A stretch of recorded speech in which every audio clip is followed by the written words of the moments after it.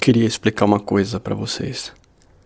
Sabe por que eu sempre digo pra viver o personagem e não se sentir o personagem? Agir como um técnico, como um construtor deste personagem, torná-lo melhor, cada vez melhor.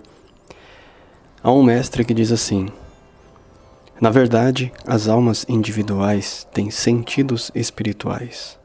Porém, na vida condicionada, eles estão cobertos pelos elementos materiais.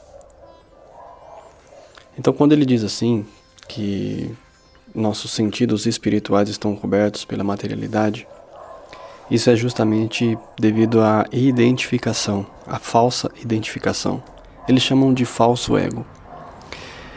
E essa é uma técnica muito importante porque nós entendemos que se você se sente o personagem, não tem como não se sentir às vezes. Quando a gente vai desfrutar, por exemplo, dos sentidos, a gente acaba se identificando com ele. Porém, às vezes é necessário a gente observar de fora como um técnico que vê um time jogando futebol.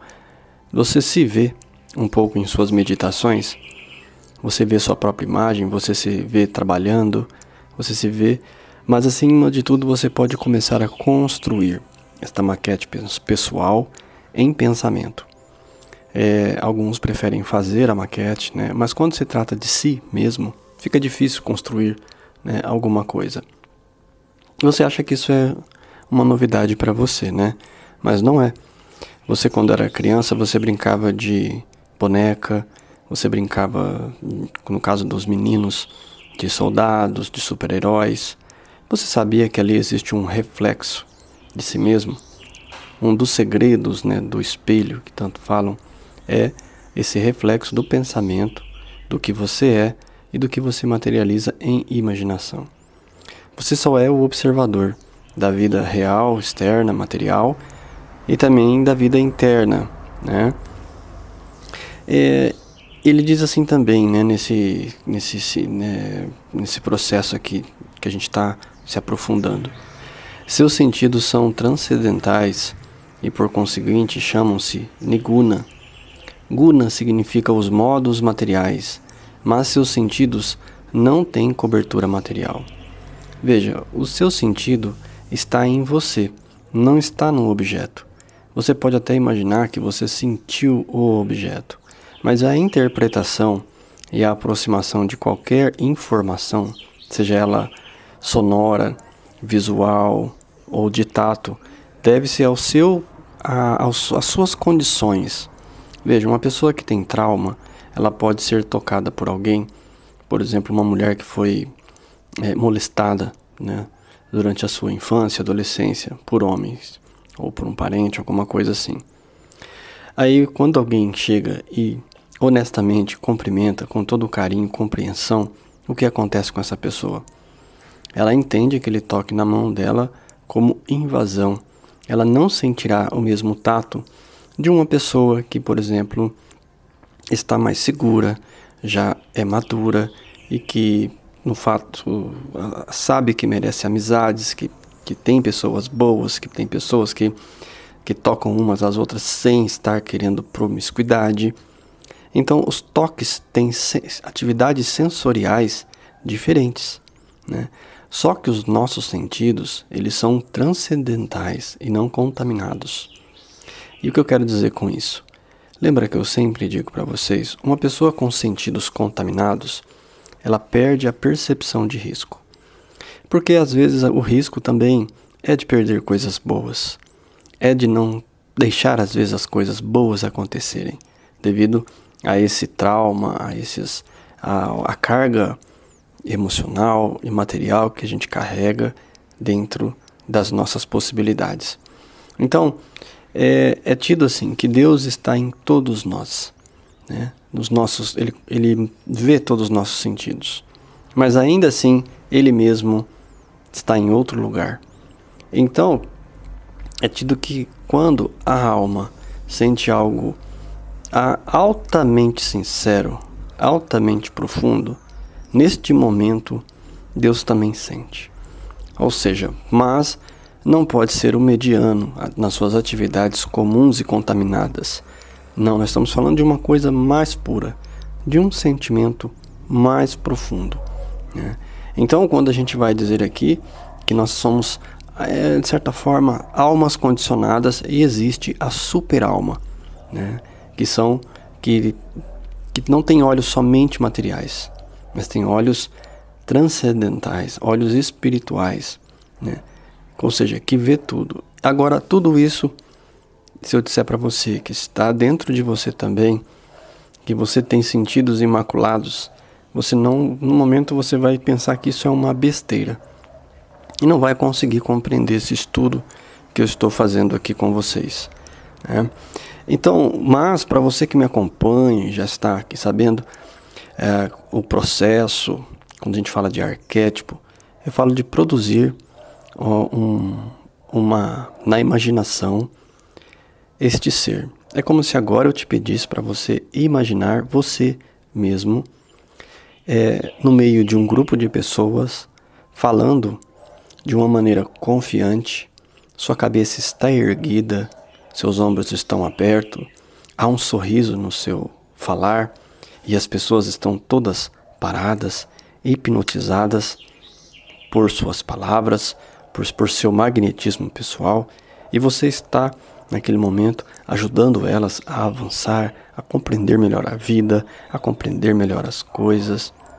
Só de eu falar assim, eu sei que você que imaginou já está se sentindo um pouco melhor. E isso que é o importante, a gente aprender a ir trabalhando isso pelo menos uma vez por dia, né, 10 a 15 minutos, se sentar e fazer essa construção deste personagem que é você mesmo, e é uma maquete interna, e isso tende a se materializar no dia a dia. Veja, tem pessoas que se concentram muito em coisas materiais, e aí que vem o grande erro. Você tem que se concentrar nesta pessoa que já tem tudo que precisa. Não importa o que, mas sensorialmente esta pessoa já tem mais do que precisa. Se sente aquela pessoa que tem milhões na conta corrente. O que precisar, Deus dará. Porque eu digo para você que está me ouvindo aqui, você é filho de Deus. E tudo que você quiser, de fato, você terá. Mas você não acredita nas minhas palavras, porque você não vivenciou as experiências ainda. É o que eu digo de muitos cursos, de muitos palestrantes, pastores, padres, que às vezes nem todos, mas hoje no mundo que a gente está, 80% ainda não sabe o que está falando ou fazendo. Aqueles poucos que sabem são os que testam, que usam na prática, que entendem o conceito que eu estou falando de ser amigo da natureza. Você que já escreveu aqui, membro do canal, que já colocou, sou amigo da natureza, sabe do que eu estou falando. Eu tenho que tornar a natureza, a energia, minha amiga. Não ir contra ela, não bloquear a energia, não bloquear o fluxo, sempre me mantendo aberto. E isso irá jorrar constantemente. Vou canalizar forças e energias. Eu vou fluir com as coisas, não bloquear. Quando elas estiverem me parando, eu vou entender que é para parar. Quando elas estiverem me levando e o vento for a favor, é porque devo navegar. Eu devo ir em frente, mesmo que cansado, mas eu tenho que aproveitar o fluxo. Não é assim? Eu conheço um senhor de 70 anos e ele me relatando que houve uma fase muito boa da vida dele em que ele ganhou muito dinheiro. E nesta fase o que ele fez? Ele construiu a sua casa, comprou o terreno, fez o salão onde é o seu comércio hoje. Hoje o comércio dele não paga aluguel para ninguém. E numa fase de crise, ele mesmo nas dificuldades que todo mundo passou, por ele já ter a vida feita, ele não passou por dificuldades.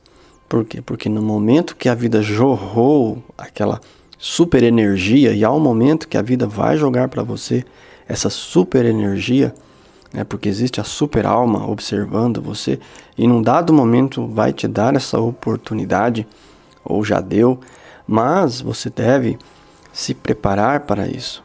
Você tem que desenvolver a sua potência interna, né? Deixar ela tirar a contaminação da cobrança, da moral, de outras coisas que as pessoas têm dentro de si, de julgamento, de competição. Não, você não pode se contaminar com isso. É aquela história do só vai. Anda pra frente, sabe? Porque quem anda de lado é caranguejo, quem anda pra trás não vai pra frente, como diria o ditado, né? Então, só para encerrar, vou recapitular aqui o nosso pequeno esboço, né? Na verdade, as almas individuais têm sentidos espirituais. Porém, na vida condicionada, eles estão cobertos pelos elementos materiais. E isso nos ajuda a esquecer as atividades sensoriais que temos, né? E, inclusive, os sentidos supremos, que seja, Deus que está dentro de nós, não consegue se manifestar porque os bloqueios são nossos, não são dele. Ele, pelo contrário, está ali sempre preparado para jorrar essa grande abundância no momento certo.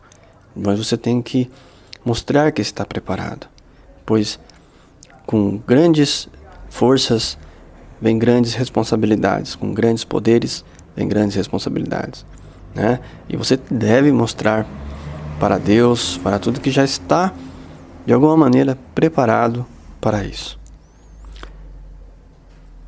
Construa seu personagem.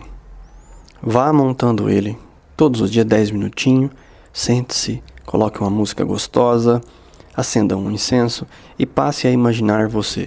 Vai vir outros pensamentos, mas se concentre que neste momento você tem o poder até mesmo de tirar esses pensamentos. Veja você olhando do alto da montanha o horizonte. Sinta uma força, um olhar, um sorriso em você, um sorriso bonito, o mais bonito que você é capaz de dar. Imagine isso. Esteja sorrindo diante da montanha, sentindo aquele vento. Se for preciso, imagine-se com grandes asas, lindas, douradas ou brancas, né? Imagine aquelas asas enormes, sentindo todo aquele vento, né? Imagine você com saúde, vigor e paz. E imaginando que todos os seus sentidos espirituais, estão aflorados.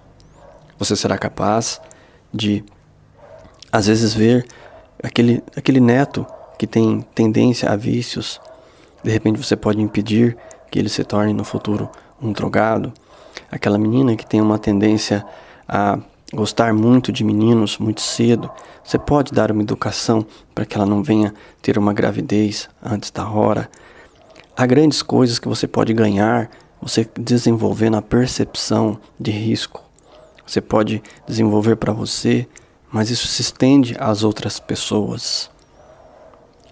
Obrigado por sua presença. Espero que esse vídeo tenha trazido alguma informação de bom para você e serenidade profunda em seu coração. Eu estou com você.